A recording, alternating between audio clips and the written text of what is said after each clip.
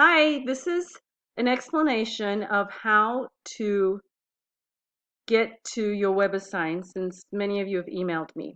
If you look in your Module 0, you'll notice the Webassign registration, course code, class key info. If you click on that, there is a little button link. See this link?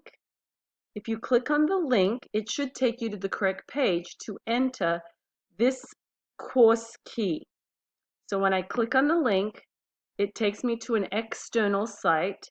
I enter the class key and then register.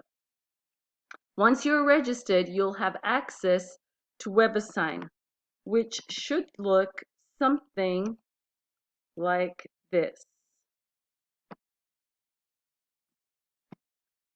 You should get to a screen that looks fairly similar to this, and you will simply click on the assignment to complete. I realize this is not the student view, so you won't see exactly what I'm seeing. If this isn't working, please let me know. I will look further into it if you have issues. Thank you.